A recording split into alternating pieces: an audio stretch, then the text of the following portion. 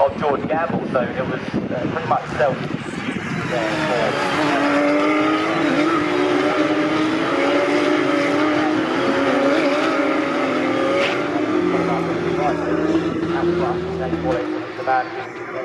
continued to command this race with a bit of a buffer over Sid Smith and we worked our way back to the end of this lap. The yellow flag with the corner as well. We weren't sure what that was for. Everything on that first lap. So we go and that's quite the side of the flag. That's 73 speed of William Paul. So a couple of minutes for a couple of cars. I think that Will Jenkins has continued. Will Martin has also had dramas by the little bit on the first lap as well. So he had a slow start and he's also dropped out of fifth position. So where has that happened for Will Martin? There are marshals moving somewhere over there towards the hairpin. Where they use the yellow flags at the Richie, and I don't think he come through the first sector, so possibly that's where Will Martin. Well, we haven't picked it up on the camera just as yet. So Will Martin has disappeared on the first lap. Jenkins has disappeared after that spin and contact, and there is confirmation on the big screen of Will Martin. I'd say that towards the inside of the Armco barrier on the exit of Richie, possibly. So waiting to see, but yeah, it looks like he's definitely out of the car. Pulled up, and another bad one for Will Martin, unfortunately, because it wasn't that good at Donington Park. He had a great first race with Will Martin, but then the second race was one where he scored no points. So man who was very close to taking the championship last year with George Gamble got his season off to a pretty terrible start, to be fair. But he is now. William Paul is into the pit lane, so we saw him parked up on the side of the track. The bonnet is up on the car,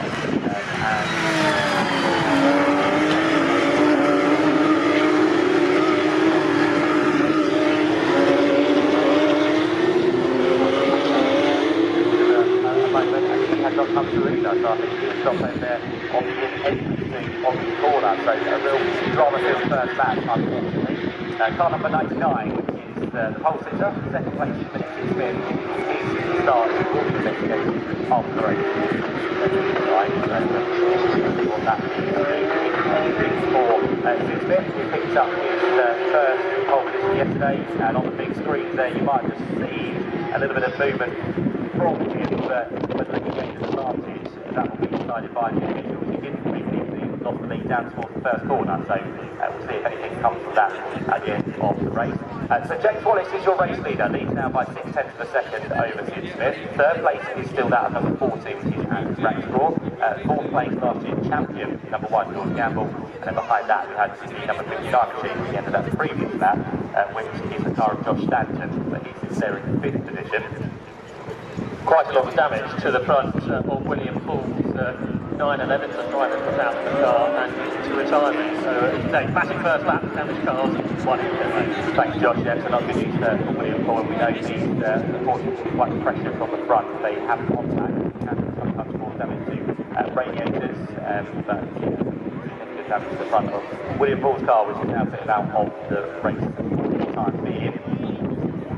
It hasn't stopped on the inside of Oggy, so it's kind of nipped around somewhere else, I think, to a place of safety, but we'll think definitely out of this race. The closest back on track at the minute is a little bit lower down. It looks to be between 7 off.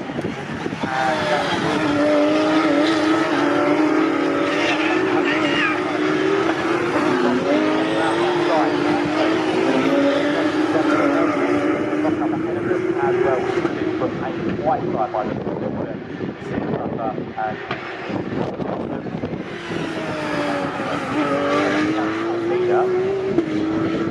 another battle there between going to be Ollie White and Ollie Jackson, who want to do back down towards Murray, so it's kind of martini livery coloured car, and not being white but yellow on what's going to be Ollie Jackson, and then behind him you have Ollie White in the number 94 machine, which is the farm livery for this year for Ollie White. So those two head their way now down towards the corner.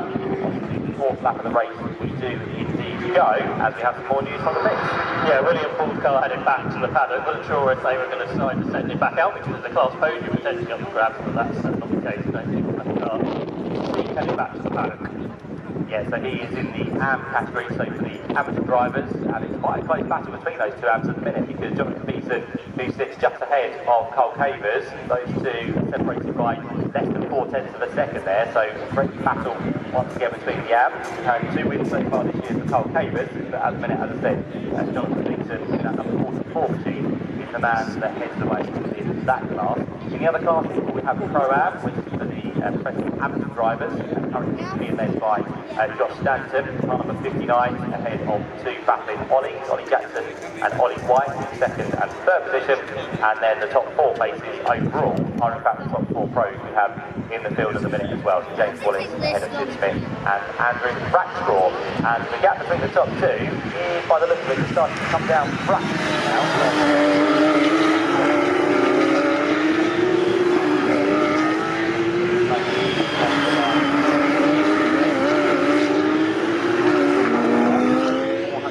Racing for the Porsche Pro Cup President Club,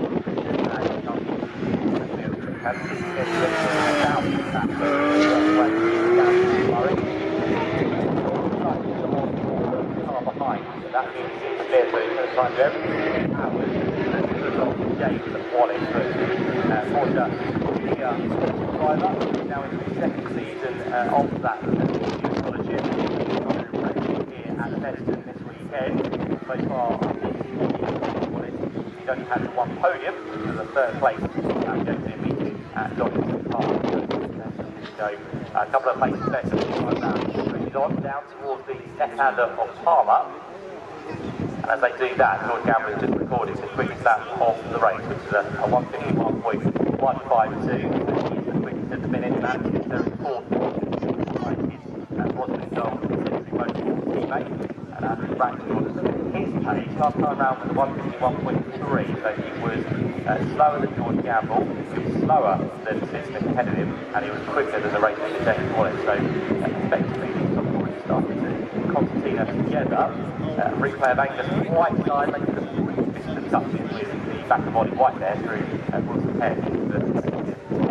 Damage to those cars, but Angus Whiteside now very much looking to get himself ahead of these 3 Pro-Am competitors. So Angus Whiteside has been competing tested as the championship leader, but at the minute he finds himself behind 4 Pro cars and 3 Pro-Am cars.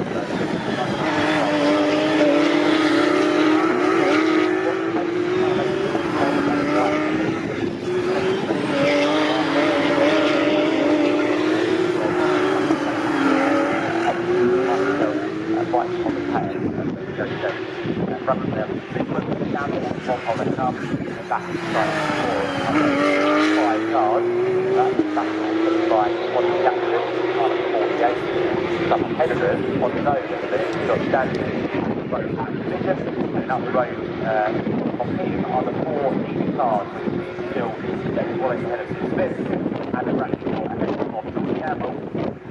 James Wallace has just retaliated by doing the quickest lap of the race now, 151.066. So whatever those behind can do, James Wallace feels he can do a little bit better on the subsequent laps. So James Wallace now heads down towards the left-hander of Palmer once again.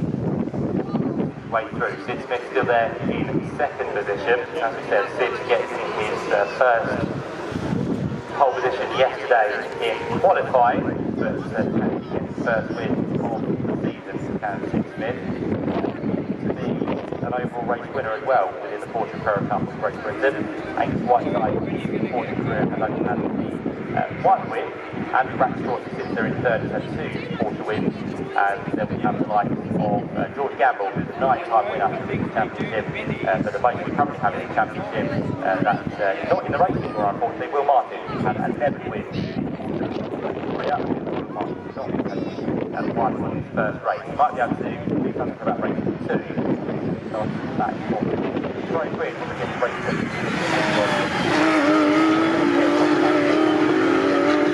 Now I think it's on.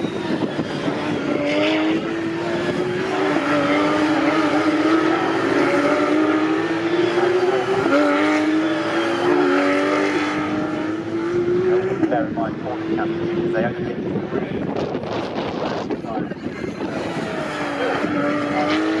qualified second when the drivers are ready to go out. first part, then have a kind of 5-10